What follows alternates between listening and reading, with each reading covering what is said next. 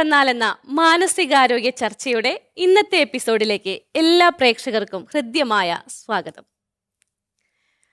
പതിവ് പോലെ ഇന്ന് നമ്മളോടൊപ്പമുള്ളത് വിൻസേഷ്യൻ സഭാംഗവും ക്ലിനിക്കൽ സൈക്കോളജിസ്റ്റുമായ സിസ്റ്റർ ഡോക്ടർ ഡോണ തോട്ടത്തിലാണ്. സിസ്റ്ററെ ഏറെ സ്നേഹത്തോടെ ഈ പ്രോഗ്രാമിലേക്ക് സ്വാഗതം ചെയ്യാം. സ്വാഗതം സിസ്റ്റർ.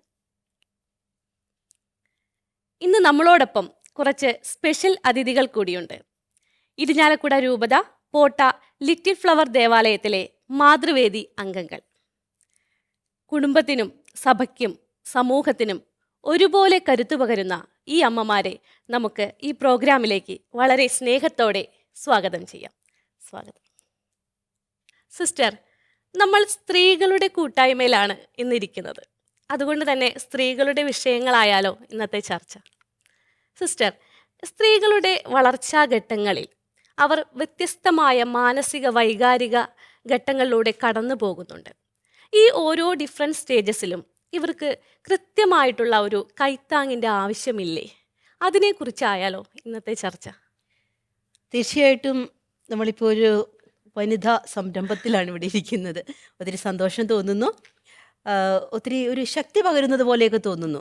സ്ത്രീകൾ ഒരുമിച്ച് നിൽക്കുമ്പോഴത്തേക്കും വലിയൊരു ശക്തിയുടെ ഒരു സ്രോതസ്സായിട്ടൊക്കെ തോന്നുന്നു. ഓക്കെ, തീർച്ചയായിട്ടും നമ്മുടെ എല്ലാ മനുഷ്യർക്കും ഒരു വൈകാരിക മാനസികമായിട്ടുള്ള ഒരു വളർച്ചയിൽ സപ്പോർട്ടിൻ്റേതായിട്ടുള്ളൊരു ആവശ്യമുണ്ട്. പ്രത്യേകിച്ചും സ്ത്രീകൾക്ക് അത് കൂടുതൽ വേണമെന്ന് ഞാൻ പറയും. കാരണം വൈകാരിക തലത്തിൽ അല്ലെങ്കിൽ മാനസിക പക്വതയുടെ ഒരു തലത്തിൽ സ്ത്രീകളെ സംബന്ധിച്ചിടത്തോളം ഇവർ മറ്റുള്ളവർക്ക് ഊർജം പകരുന്നവരാണ്. ഒരു വീട്ടിൽ ഒരു വീട്ടമ്മയുടെ അല്ലെങ്കിൽ അമ്മയുടെ ഭാര്യയുടെ അല്ലെങ്കിൽ ഒരു സഹോദരിയുടെയൊക്കെ അസാന്നിധ്യം എത്രമാത്രം നമ്മുടെയൊക്കെ വീടുകളിൽ അത് പ്രശ്നമുണ്ടാക്കുന്നുണ്ട് എന്ന് നമുക്കറിയാം. ഇതുപോലെ തന്നെയാണ് സഭയിലും സമൂഹത്തിലും രാഷ്ട്രീയ മേഖലകളിലും എല്ലാം തന്നെ. അപ്പോൾ സ്ത്രീകൾ കടന്നു വരുന്നത് ഓരോ സ്റ്റേജുകളിലൂടെ, സ്ത്രീകൾ മാത്രമല്ല എല്ലാ മനുഷ്യരും കടന്നു പോകുന്നത് ഓരോ സ്റ്റേജുകളിലൂടെയാണ്. പക്ഷേ സ്ത്രീകൾ കടന്നു പോരുന്ന ഒരു ബാലികയായിട്ട് ഒരു ശൈശവത്തിൽ കടന്നു പോകുന്നത്, ഒരു കൗമാര കാലഘട്ടത്തിൽ കടന്നു പോകുന്നത്, ഒരു യുവതിയായിട്ടൊക്കെ കടന്നു പോകുമ്പോൾ പലതരത്തിലുള്ള ശാരീരികമായിട്ടുള്ള മാറ്റങ്ങൾ സ്ത്രീകളിൽ സംഭവിക്കുന്നുണ്ട്. നമുക്കതറിയാം. ഈ ശാരീരികമായിട്ടുള്ള മാറ്റങ്ങൾ വൈകാരിക അവസ്ഥയിൽ, അതായത് മാനസികമായിട്ടുള്ള അവസ്ഥയിലെല്ലാം ഒത്തിരിയേറെ മാറ്റങ്ങൾ സൃഷ്ടിക്കപ്പെടുന്നുണ്ട്. അപ്പം ഈ ഒരു അവസ്ഥയിലെല്ലാം തന്നെ ഒരു കുടുംബത്തിലുള്ളവരുടെ, മാതാപിതാക്കളുടെ, സഹോദരങ്ങളുടെ എല്ലാം ഒരു സാമീപ്യവും അതുപോലെ തന്നെ അവരുടെ ഒരു റെക്കഗ്നേഷനും, അതായത് നമ്മൾ ഓരോരുത്തരും ആയിരിക്കുന്ന അവസ്ഥയിൽ അവരെ മനസ്സിലാക്കുന്ന ഒരു സമൂഹ തലത്തിൽ ആണെങ്കിൽ തീർച്ചയായിട്ടും സ്ത്രീകൾക്ക് നല്ല രീതിയിൽ ജീവിക്കുവാനും പ്രവർത്തിക്കുവാനും സാധിക്കും. അപ്പോൾ തീർച്ചയായിട്ടും ഒരു സപ്പോർട്ട് ആവശ്യമുള്ള ഒരു പോപ്പുലേഷനാണ് നമ്മൾ ഓരോരുത്തരും. വളർച്ചയുടെ കാലഘട്ടത്തിൽ ഒരു പെൺകുട്ടി കുറേയേറെ വെല്ലുവിളികൾ നേരിടുന്നുണ്ട്.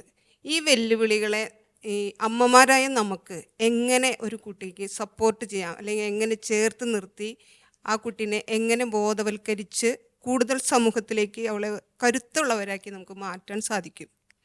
അതാണ് നമുക്കറിയേണ്ടത്. ഓക്കെ, നമ്മൾ പഴയൊരു കാലഘട്ടവുമായിട്ട് ഈ ഒരു കാലഘട്ടത്തെ താരതമ്യം ചെയ്യുമ്പോൾ ഈ ഒരു കാലഘട്ടം എനിക്ക് തോന്നുന്നത് കുറച്ചുകൂടിയൊക്കെ ഒരു സോഷ്യൽ മീഡിയയുടെ പ്രഭാവം, അതുപോലെ തന്നെ കുറച്ചുകൂടിയൊക്കെ ഒരു വിമൻ എംപവർമെൻറ്റിൻ്റെ പല പ്രോജക്റ്റുകൾ, പദ്ധതികൾ, പലതരത്തിലുള്ള അവയർനെസ് പ്രോഗ്രാമുകളെല്ലാം ഇന്നുണ്ട്.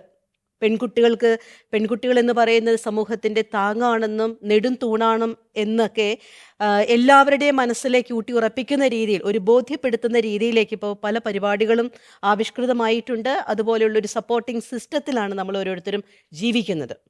അപ്പോൾ ഇന്നത്തെ ഒരു കാലഘട്ടത്തിൽ പെൺകുട്ടികളെ ഇൻഡിപെൻഡൻ്റ് ആയിട്ട് വളർത്താനായിട്ടും അമ്മമാർ പ്രത്യേകം ശ്രദ്ധിക്കേണ്ടതായിട്ടുള്ളൊരു കാര്യം അവർക്ക് ഒരു സ്വയ അവബോധം, സ്വയ അഭിമാനം വളർത്തിയെടുക്കുക എന്നുള്ളതാണ്. ഇപ്പോൾ പണ്ടത്തെ ഒരു കാലഘട്ടത്തിൽ ഒരു പെൺകുട്ടി ഒരു വീട്ടിൽ ജനിക്കുക എന്ന് പറഞ്ഞു കഴിഞ്ഞാൽ അതെന്തോ ഒക്കെ ഒരു ഭാരമാണ്. ഒരു പെൺകുട്ടിയാണോ ആൺകുട്ടിയാണോ എന്ന് ചോദിക്കുമ്പോൾ പെൺകുഞ്ഞാണ് എന്ന് പറയുമ്പോഴത്തേക്ക് പെട്ടെന്ന് തന്നെ മാതാപിതാക്കൾക്കാണെങ്കിലും പ്രത്യേകിച്ച് കുടുംബാംഗങ്ങൾക്കാണെങ്കിലും ഒക്കെ ഞങ്ങളുടെ വീട്ടിലേക്കൊരു ബാധ്യത വന്നു എന്നാണ് തോന്നുന്നത്. ഇന്ന് ബാധ്യതയല്ല, മറിച്ച് അവളൊരു പവറാണ്, ഒരു ശക്തിയാണ്. അപ്പോൾ തീർച്ചയായിട്ടും കുഞ്ഞുനാളിലെ തന്നെ മക്കളെ കൂടെ എല്ലാവരെയും ഒരുപോലെ കൂടെ കൊണ്ടു നടക്കുന്ന ഒരു മാതൃത്വത്തിലേക്ക് വളരാൻ അമ്മമാർ പ്രത്യേകം ശ്രദ്ധിക്കേണ്ടതായിട്ടുണ്ട്. ഇപ്പോൾ നമുക്കറിയാം സൈക്കോളജിയിലൊക്കെ ഒരു ഓഡിപ്പസ് കോംപ്ലക്സ്, ഇലക്ട്ര കോംപ്ലക്സ് എന്നൊക്കെ പറയുന്ന ചില കാര്യങ്ങളുണ്ട്. അപ്പോൾ ആ ഒരു സിദ്ധാന്തം പറഞ്ഞു വയ്ക്കുന്ന കാര്യം, അമ്മമാർക്ക് ആൺകുട്ടികളോടും അപ്പന്മാർക്ക്, അച്ഛന്മാർക്ക് പെൺകുട്ടികളോടും, പിതാക്കന്മാർക്ക് പെൺകുട്ടികളോടുമുള്ള ഒരു മാനസിക വൈകാരിക അടുപ്പത്തെക്കുറിച്ചാണ്. തീർച്ചയായിട്ടും അത് ഇല്ല എന്നൊന്നും നമുക്ക് പറയാനായിട്ട് സാധിക്കത്തില്ല. നമ്മുടെ ഓരോരുത്തരുടെയും ജീവിതത്തിൽ നമ്മളൊന്ന് കടന്നു പോകുമ്പോൾ, അല്ലെ കടന്നു വന്ന പാതകളിൽ നമ്മൾ നോക്കുമ്പോഴൊക്കെ നമ്മുടെയൊക്കെ അച്ഛന്മാരുടെ, നമ്മുടെ ഫാദേഴ്സിൻ്റെ ഒരു ഫിഗർ വളരെ വലിയൊരു പ്രസക്തമായൊരു ഭാഗമായിരുന്നു അത്. നമ്മളെ സംബന്ധിച്ചിടത്തോളം റോൾ മോഡൽ എന്ന് പറയുന്നത് കൂടുതലും നമ്മുടെയൊക്കെ പിതാക്കന്മാരാണ്, അല്ലെങ്കിൽ അച്ഛന്മാരാണ്. അപ്പോൾ അവിടെ അമ്മമാർ പ്രത്യേകിച്ച് കൗമാരപ്രായത്തിലേക്ക് എത്തുമ്പോൾ പെൺകുട്ടികളെ കൂടുതൽ ചേർത്ത് പിടിക്കാനായിട്ട് നോക്കണം. കാരണം കൗമാരപ്രായത്തിൽ ഒരു പെൺകുട്ടി അനുഭവിക്കുന്ന ശാരീരികമായിട്ടുള്ള ചില മാറ്റങ്ങളുണ്ട്.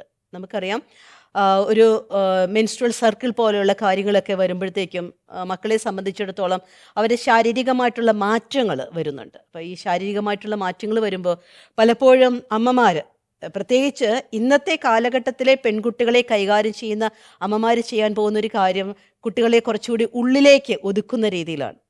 പ്രത്യേകിച്ച് അവരുടെ ശാരീരികമായിട്ടുള്ള ചേഞ്ചസിലൊക്കെ അമ്മമാർക്ക് ആകുലതകൾ ഉള്ളതായിട്ട് പെൺകുട്ടികളാണ് കൂടുതൽ തിരിച്ചറിയുന്നത്.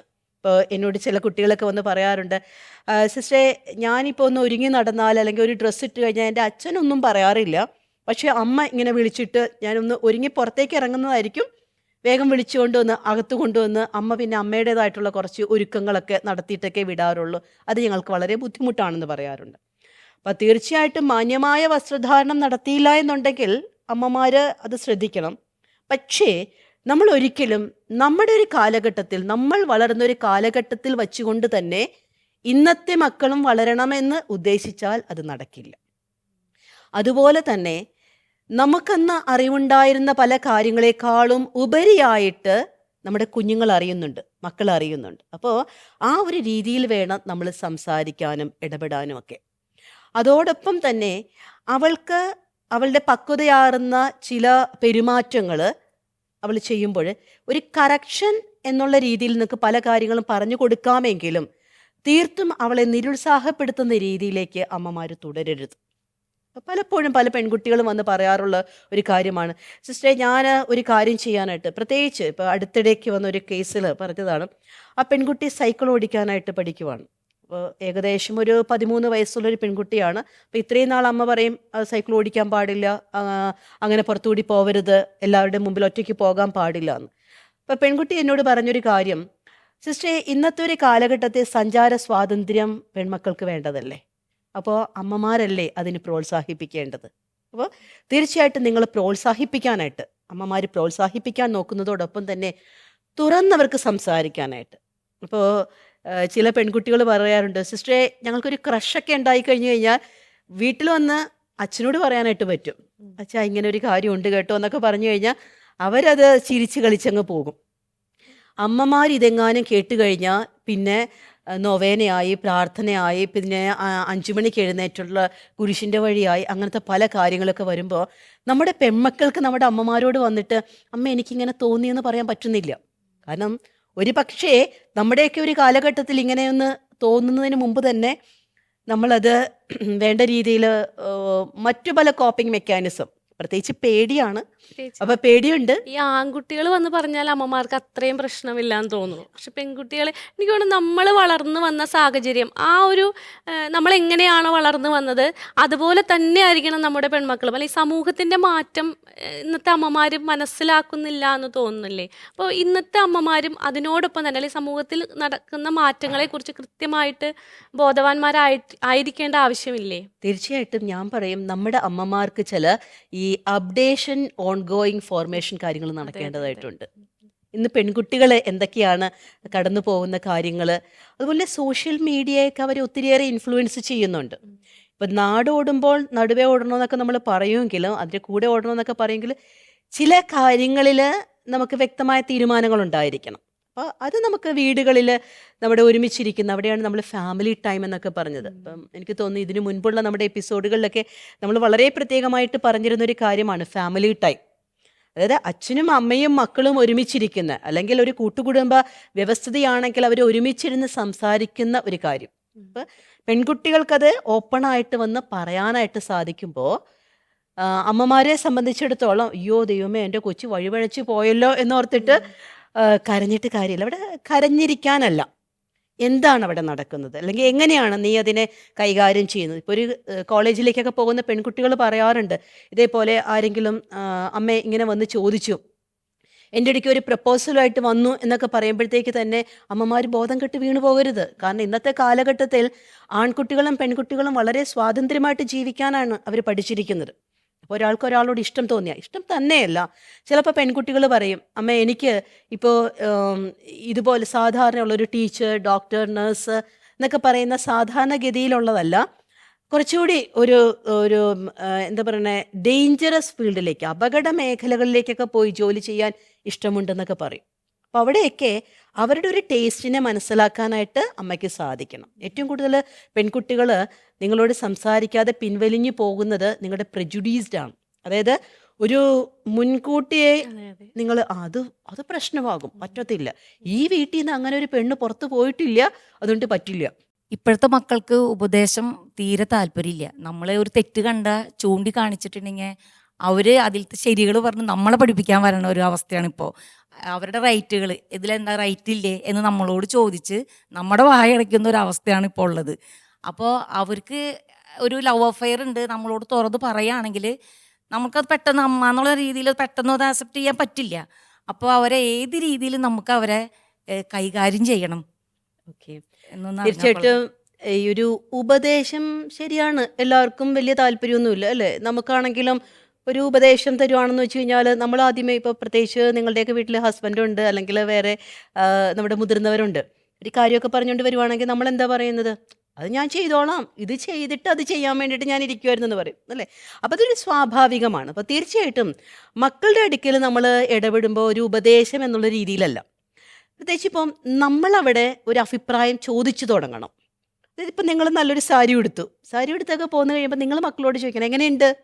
അപ്പം അവർ നമ്മളോട് ചില പോരായ്മകൾ പറഞ്ഞു തരും. ഓക്കെ, ഒരു ഭക്ഷണം വെച്ചു, എങ്ങനെയുണ്ട്, അല്ലാതെ അവർ കഴിച്ചു കഴിഞ്ഞിട്ട് അവരെങ്ങനെയുണ്ടെന്ന് പറയട്ടെ എന്ന് ഓർത്തിട്ട് നമ്മളിങ്ങനെ ജഡ്ജസ് ഇരിക്കുന്ന പോലെ ഇരുന്ന് കഴിഞ്ഞാൽ പറ്റില്ല. അപ്പം നമ്മൾ പതുക്കെ ചോദിക്കാൻ തുടങ്ങുവാണ്, ഇതെങ്ങനെയുണ്ട്, ഇതെന്ത് പറയുന്നു, നിൻ്റെ അഭിപ്രായം എന്താ, അതെ ഇങ്ങനെ അച്ചാച്ചൻ ഇങ്ങനെ പറയണു, നമ്മളിങ്ങനെ ചെയ്യാനായിട്ട് പറയണേ, എന്താണ് അഭിപ്രായം. അപ്പം നമ്മളിങ്ങനെ അഭിപ്രായം ചോദിക്കുന്നു എന്ന് പറയുമ്പോഴത്തേക്ക് തന്നെ അവർക്ക് മനസ്സിലാകും അവരുടെ അഭിപ്രായങ്ങൾക്ക് നമ്മളുടെ ഇടയിൽ വിലയുണ്ട്. അപ്പം തീർച്ചയായിട്ടും അങ്ങനെ 1-2 പ്രാവശ്യം അവരതിലൂടെ കടന്നു പോയി കഴിയുമ്പം അവരും ചോദിക്കും. അല്ലെ അവരിടുന്നൊരു ഡ്രസ്സ് നമ്മൾ പറയും ഓക്കെ ഇത് നന്നായിരിക്കുന്നു കേട്ടോ, പിന്നെ വേറൊരു കാര്യമുണ്ട്, ഇത് ഇത്രയും രൂപയുടെ ഡ്രസ്സൊക്കെയാണ്, നീ സൂക്ഷിച്ചൊക്കെ ഉപയോഗിക്കണം, അല്ലെങ്കിൽ നമുക്ക് ഇനി അടുത്ത പ്രാവശ്യം ഇനി ഒരു കാര്യത്തിന് പോകുമ്പോൾ ഇത് എടുക്കാനുണ്ട്. അപ്പം ഇത് ഉപദേശത്തേക്കാൾ ഉപരിയായിട്ട് അവർക്ക് കൊടുക്കുന്ന ഒരു റിമൈൻഡർ ആകും. ഇതുപോലെ തന്നെ ഇപ്പോൾ ഈ ഒരു ലവ് അഫെയറിൻ്റെയൊക്കെ കാര്യങ്ങളൊക്കെ അവിടെയൊക്കെയാണ് നമ്മൾ ഒത്തിരി താന്നു പോകുന്ന കാര്യങ്ങൾ അല്ലേ. നമ്മുടെ മക്കൾ വന്ന് പറയുന്ന എല്ലാ ഈ ഞാൻ പറയണ അവരിഷ്ടമാണെന്ന് എന്നോട് പറഞ്ഞു, അല്ലെങ്കിൽ എനിക്ക് അവരെ ഇഷ്ടമാണെന്നൊക്കെ പറയുന്നത് നമ്മുടെ മക്കളെല്ലാവരും കൂടി പിറ്റേ ദിവസം ചെന്ന് കല്യാണം കഴിക്കാനൊന്നും അല്ല. നമ്മൾ ഓർക്കേണ്ട ഒരു കാര്യം, നമ്മുടെ വളർച്ചയുടെ കാലഘട്ടങ്ങളിൽ ഉണ്ടാകുന്ന ഹോർമോണൽ ചേഞ്ചസ് നമ്മൾ മനുഷ്യരെന്ന് പറയുന്ന ഒരാൾക്ക് വിചാരങ്ങൾ ഉണ്ടാക്കും. അപ്പോൾ ഒരു ദിവസം ഉണ്ടാകുന്ന രീതിയിലുള്ളൊരു മൂഡോ ഇമോഷൻസോ ആയിരിക്കണമെന്നില്ല മറ്റൊരു തലത്തിലുണ്ടാകുന്നത്. അപ്പോൾ നമ്മുടെ മക്കളെ സംബന്ധിച്ചിടത്തോളം, പ്രത്യേകിച്ച് കൗമാര പ്രായക്കാരെ സംബന്ധിച്ചിടത്തോളം, അവർ കൂടുതൽ അപ്പിയറൻസ് ബേസ്ഡ് അതുപോലെ തന്നെ പെർഫോമൻസ് ബേസ്ഡ് ആയിട്ടാണ് ഇപ്പോൾ ആൾക്കാരെ തിരഞ്ഞെടുക്കുന്നത്. ഓക്കെ, ഇപ്പം നമ്മൾ പറയത്തില്ല, ചില കുട്ടികളൊക്കെ വന്നിട്ട് ഇപ്പോൾ പെൺകുട്ടികളായാലും പറയും, സിസ്റ്റർ എനിക്കിങ്ങനെ ഒരു ക്രഷ് ഉണ്ടെന്ന് പറഞ്ഞു, എൻ്റെ അമ്മ തലകറങ്ങി അപ്പോഴേ വീണു, മെഡിക്കൽ കോളേജിലാണ്, വലിയ പ്രശ്നമായി, എന്നത് ഇങ്ങോട്ടേക്ക് കൊണ്ടുവന്നേക്കുന്നു. അപ്പം നമ്മൾ ചോദിക്കുന്നത് ആരാണ്, അയ്യോ സിസ്റ്റർ അത് മുടിയൊക്കെ വളർത്തിയൊരു ചേട്ടനായിരുന്നു. ഓക്കെ, അപ്പോൾ എന്തുകൊണ്ടാണ് മോൾക്ക് അങ്ങനെ തോന്നിയത്, എനിക്ക് ആ മുടി കണ്ടപ്പോൾ നല്ല സിൽക്കി മുടിയായിട്ട് തോന്നി. അവർ അറ്റ്ലീസ്റ്റ് കല്യാണം കഴിച്ച് പോകാനൊന്നും അല്ല, അവർ ആ സിൽക്കി മുടിയൊക്കെ കണ്ടു കഴിഞ്ഞപ്പോൾ ഒരു രസം തോന്നി, അമ്മയുടെ ഇടയ്ക്ക് വന്നിട്ട് പറഞ്ഞു, അമ്മ ആ ചേട്ടൻ കൊള്ളാം കേട്ടോ. അമ്മ ഈ തലകറങ്ങി വീഴുമെന്നുള്ള കൊച്ചിനറിയാമായിരുന്നു. അപ്പോൾ അങ്ങനെ ചില കാര്യങ്ങൾ പറയുമ്പോൾ നമ്മൾ പൊടുന്നനെ അവർക്ക് അത് പറ്റത്തില്ല, ഈ വീട്ടിൽ പറ്റത്തില്ല, ഈ കുടുംബ മഹിമയ്ക്ക് പറ്റത്തില്ല എന്ന് പറയുന്നതിനേക്കാൾ ഓക്കെ നിനക്ക് എന്തുകൊണ്ടാണ് നീ അങ്ങനെ പറഞ്ഞത്, എന്താ നിനക്ക് എവിടെ കൊണ്ടാണ് ഒരു ഇഷ്ടം തോന്നിയത് എന്താണ്, പിന്നെ ഓക്കെ നമുക്കത് വേണമെങ്കിൽ ചെയ്യാം, പക്ഷെ വേറെ കാര്യം നീ അതിനു മുൻപ് സ്വന്തം കാലിൽ നിൽക്കാനുണ്ട്.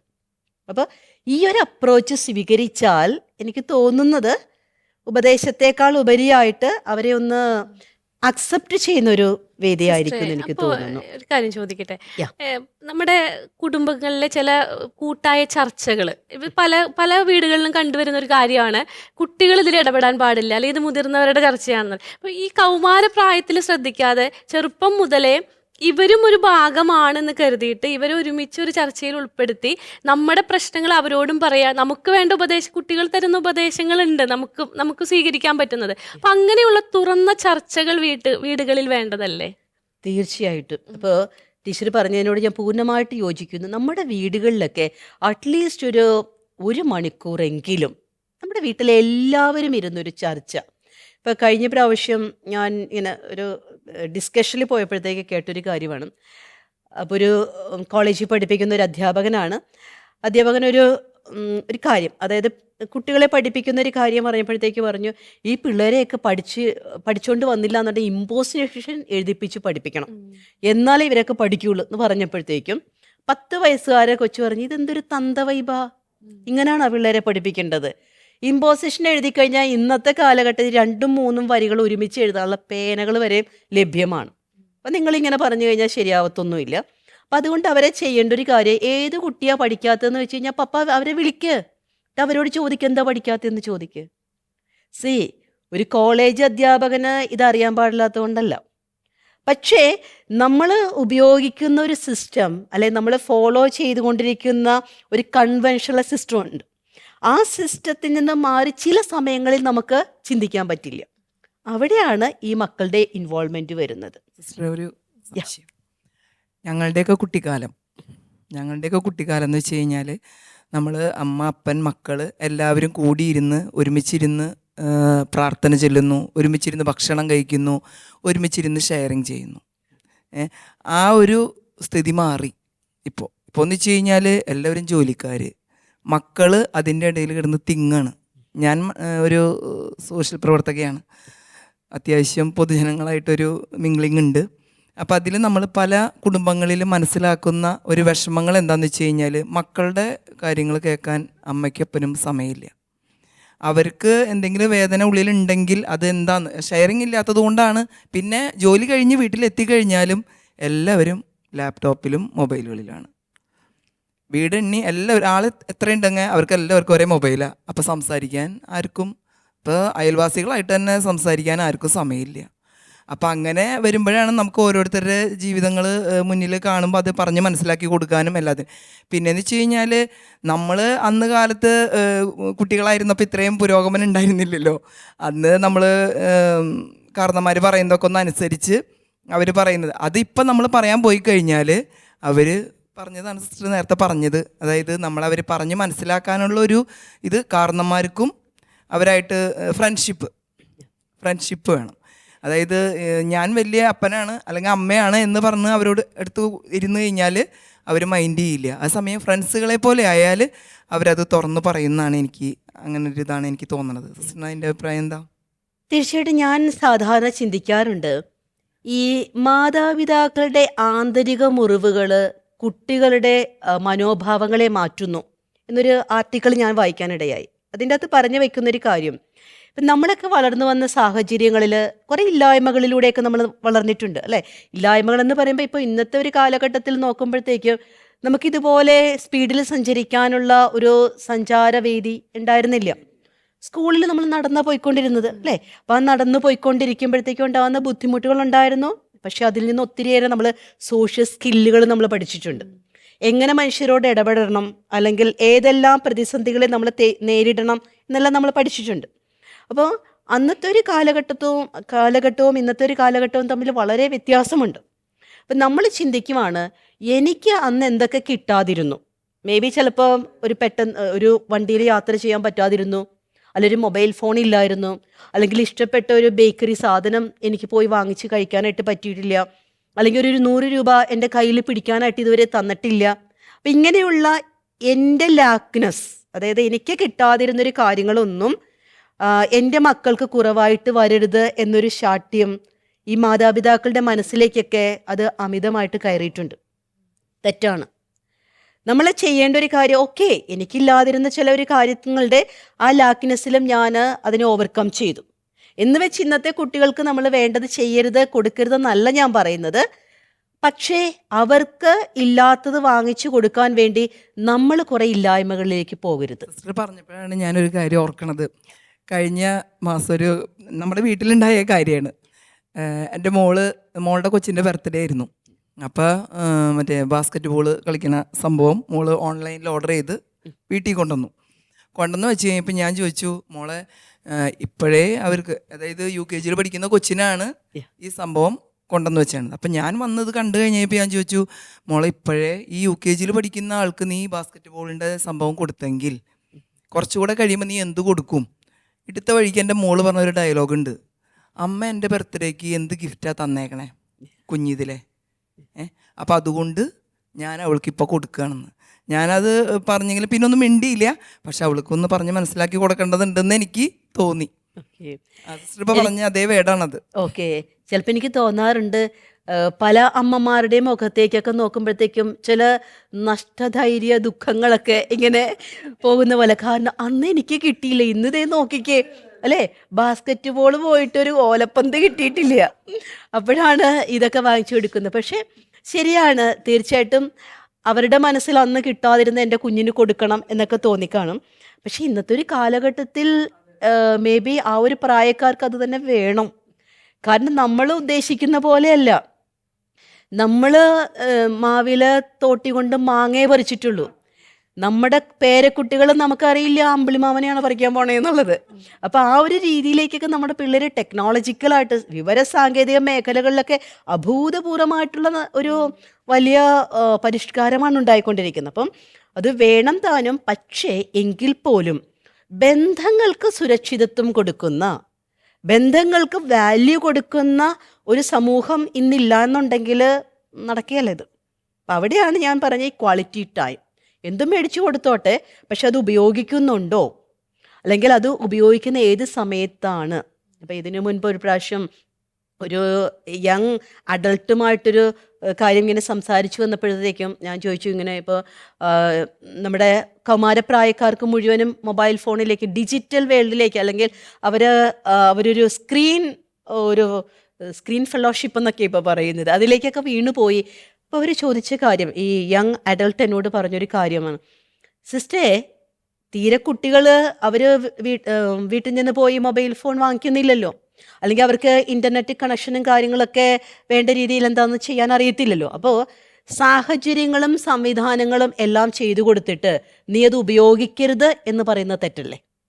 നീ ഉപയോഗിച്ചോളൂ, പക്ഷേ ആ ഉപയോഗിക്കേണ്ടത് എങ്ങനെയെന്ന് ഞാൻ നിനക്ക് മനസ്സിലാക്കി തരാം. അല്ലെങ്കിൽ ഞാൻ പറയുന്ന ഒരു കാര്യത്തിൽ, ഒരു വണ്ടി നമ്മുടെ കൈ കിട്ടിക്കഴിഞ്ഞ് കഴിഞ്ഞാൽ ഞാൻ BMW ഞാൻ പറയണടുത്ത് നിങ്ങൾ പോകണമെന്ന് കാറ് നമ്മളോട് പറയാറില്ല. പക്ഷെ ആ ഡ്രൈവറാണ് ഉദ്ദേശിക്കുന്നത് ഇത് ഏതിലൂടെ പോകണം, ഏത് സ്പീഡിൽ പോകണം എന്നുള്ളത്. അപ്പോൾ പ്രത്യേകിച്ച് അമ്മമാരോട് എനിക്ക് പറയാനുള്ളൊരു കാര്യവും ഇത് തന്നെയാണ്.